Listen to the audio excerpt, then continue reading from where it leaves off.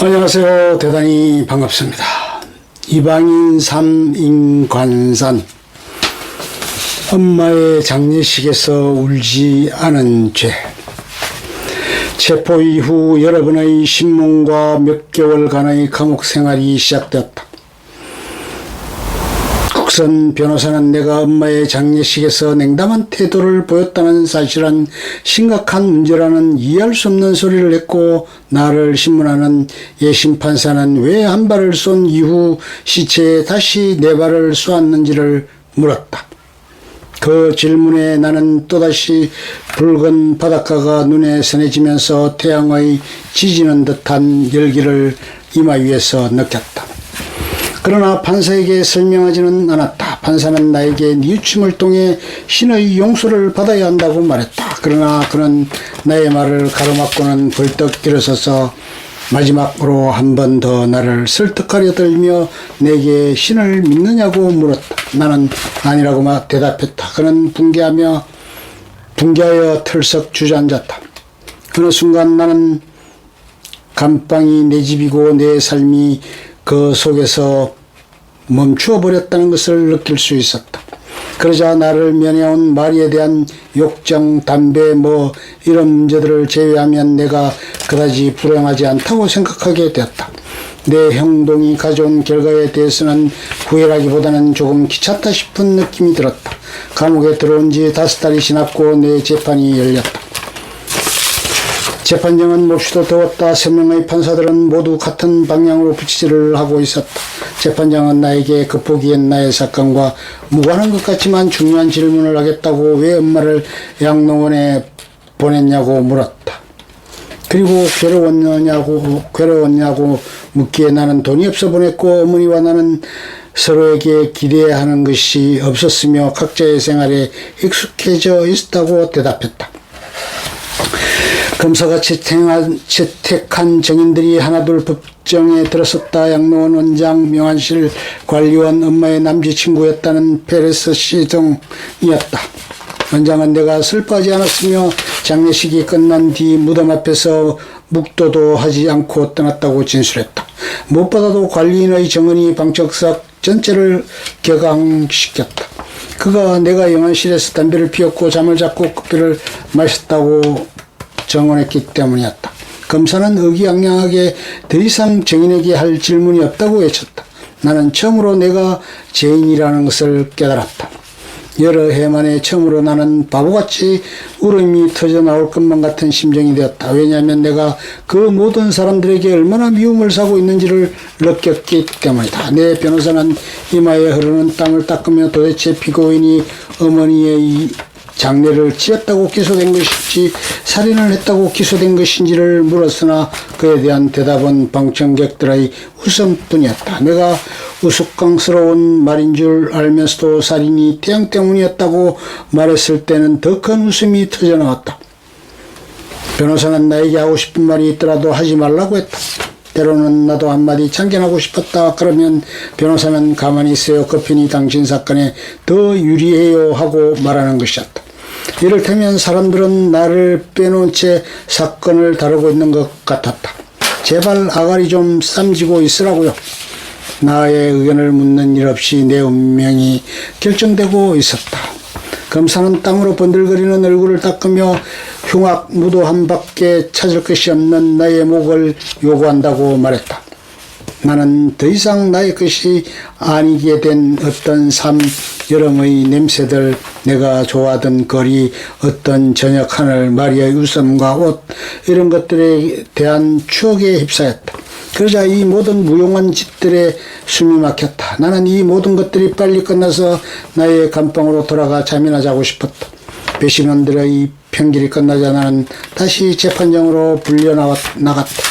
재판장은 내가 프랑스 국민의 이름으로 공공광장에서 목이 잘리게 될 것이라고 말했다. 하나님의 구원 따위보다 중요한 것. 그러나 인생이 살만한 가치가 없다는 것은 누구나 다 알고 있다. 따지고 보면 30살에 죽느냐 60살에 죽느냐는 별로 중요하지 않다는 것을 나도 모르는 바 아니었다. 나는 누워있었다. 하늘이 황금빛으로 물드는 것이 보였다. 여름 저녁이 가까워 오고 있었다. 나는 오래간만에 처음으로 마리를 생각했다. 그녀는 더 이상 나에게 편지를 보내지 않았다. 아마도 사형수의 애인놀이에 지쳤나 보다. 우리의 두 몸 이외에 서로를 이어주는 것이 없었으니 나는 그녀를 충분히 이해할 수 있었다. 나는 상고를 하지 않기로 결심했다. 그리고 교도소에 부속 사제가 들어왔다. 이미 내가 3번이나 방문을 거절한 바 있었다. 그가 부드러운 목소리로 왜 자신의 방문을 거절하느냐고 묻기에 나는 신을 믿지 않는다고 대답했다. 그러자 그는 나와 비슷한 경우에 처한 많은 사람들이 결국은 모두 하나님께로 돌아왔다고 말했다. 나는 그 말에 그것은 그들의 권리지만 나는 흥미가 없다고 말했다. 사제는 나에게 죄의 짐을 벗어야 한다고 말했다. 인간의 심판이 아닌 하나님의 심판으로 죄를 씻어야 한다고 말했다.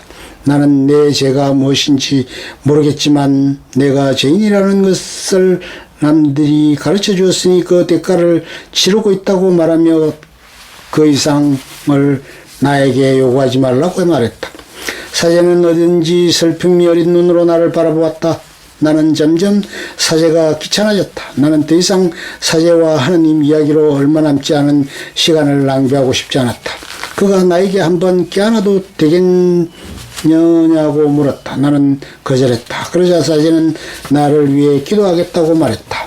그때 왜 그랬는지 모르겠지만 내 속에서 뭔가 폭발해버렸다. 나는 목이 터져라 고함을 치기 시작했다. 그에게 욕설을 퍼부었고 기도하지 말라고 말했다. 꺼지라고 이 새끼야. 그가 나오나자 나는 평정을 되찾았다. 엄마를 생각했다. 왜 엄마를 그토록 죽음이 가까운 시간에 남자친구를 만들었을까? 아마도 엄마는 죽음이 다가오자 마침내 모든 것에서 해방되어 다시 살아볼 준비가 되었다고 느낀 것 같았다. 나는 침상에 누웠다.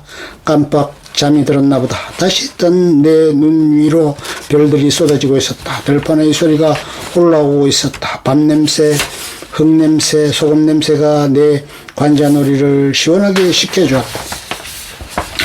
잠든 그 여름의 신기로운 평화가 밀물처럼 내 속으로 흘러들어왔다.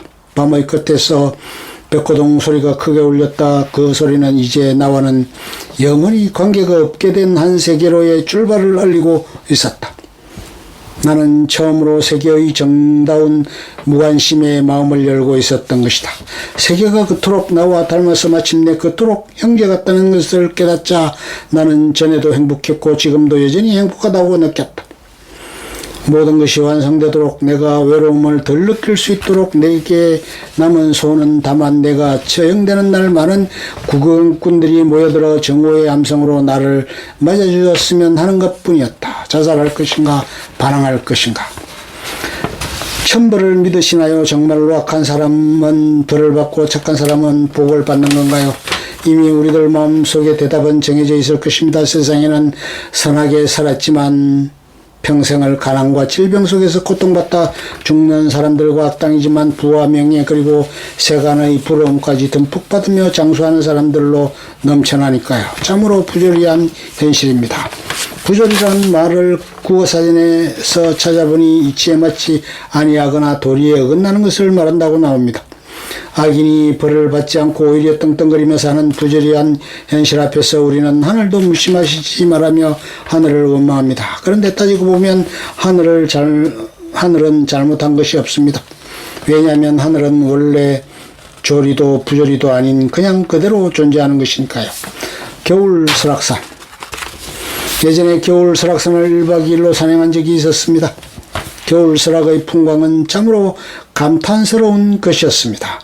온 천지가 하얗게 덮여 있었으며 그 하얀 것들은 햇빛을 받아 반짝이고 있었습니다. 나뭇가지들은 잎 하나 없이 앙상했지만 대신 보석처럼 영롱한 눈꽃이 맺혀 있었지요. 대청봉 대피소인가의 하룻밤을 어떡하고 일어나니 사람들이 헬기가 떴다며 웅성대고 있었습니다. 헬기가 떴다는 것은 누군가가 간밤에 대피소를 찾지 못하고 동서했다는 뜻이지요. 제가 보았던 아름다운 산은 선한 것이고 누군가 얼려 죽은 산은 악한 산이 아닙니다. 산은 그냥 산입니다. 우리를 둘러싼 자연적 세계는 합리나 비합리 같은 것이 없습니다. 그냥 그 자체로 존재하는 것이지 아무 의미도 없습니다. 이런 세계에 대해 인간은 의미를 찾으려고 노력합니다. 이것이 바로 부조리입니다. 나를 둘러싼 세계에 내가 살아가는 세계에 그 어떤 의미도 없다고 깨닫는 순간 우리는 절망을 느낍니다. 인생이란 세계 속에 한 구성요소이니 자신이 살아야 할 의미도 사라지기 때문입니다. 인간이란 존재는 이유 없이 삶을 영위할 수 없습니다. 참으로 진지한 철학적 문제는 오직 하나뿐입니다. 그것은 바로 자살이다. 인생이 살 가치가 있느냐 없느냐를 판단하는 것이야말로 철학의 근본 문제에 답하는 것이다. 알베르 까미 시지프스 신화 중 살아야 할 이유를 찾을 수 없는 부조리한 현실 앞에서 우리는 왜 자살하지 않고 살아야 할까요? 우리 삶을 지탱해 주는 것은 무엇일까요? 시지프는 지하의 신 하데스를 속인 채로 무거운 바위를 굴려 산 정상으로 올리는 형벌을 받습니다. 무시무시한 고통을 참아가며 바위를 올리지만 바위는 이내 아래로 다시 굴러 떨어집니다. 올려놓으면 다시 떨어지는 바위를 굴리는 시지프의 고통은 끝이 없습니다. 이 부조리한 현실 앞에서 시지프를 지탱하게 해준 힘은 무엇이었을까요? 반항, 그것이 시지프를 살아가게 하는 힘입니다. 시지프는 굴러떨어지는 돌을 보며 그것을 알면서도 자신이 그 돌을 다시 밀어올리는 것을 통해 부당한 신의 명령에 맞서고 있다는 사실을 깨달았을 것입니다. 이것이 바로 반항입니다. 반항은 부당하고 이해할 수 없는 조건 앞에서 이 어이없는 광경으로부터 생겨난다. 알베르 까미 반항하는 인간 중 세상이 부조리하다는 것을 받아들여야 합니다. 그리고 세상의 부조리가 옳지 않다고 말할 수 있어야 합니다. 진실을 말하는 것, 그것이 반항입니다. 이걸 이방인의 저자인 까미는 미국어판 서문에서 주인공인 메르소를 가리켜 가난하지만 가식이 없으며 진실된 인간이라고 했습니다. 그는 영웅적인 태도를 취하지 않으면서도 진실을 위해서는 죽음을 마다하지 않는 인간이며 이 진실이 없다면 자아와 세계에 대한 그 어떤 정복도 가능하지 않을 것이라고 했습니다. 반항이 내 인생의 의미를 부여하고 이 반항이 내 인생의 존엄성을 지켜줍니다. 그리고 이 반항은 확장되어 우리가 타인의 고통 앞에서 침묵하지 않도록 합니다. 인간은 사회적 존재이기 때문에 개인의 반항은 참여와 연대를 통해 세계로 확산됩니다. 또한 그렇게 되어야만 우리는 부조리한 현실에 맞설 수 있습니다. 부조리가 클수록 그것에 맞서 우리가 해야 할 일, 우리가 이루어낼 수 있는 것도 커집니다. 세계와 자신의 인생에서 의미를 찾을 수 없다면 자살이 아니라 그 운명에 반항하는 것, 그것이 내 인생을 존엄하다는 것을 증명하는 것입니다. 다시 한번 까미의 말을 소개하며 먼 네 번째 인생 탐구를 마칩니다. 삶에 대한 절망 없이는 삶에 대한 사랑도 없다.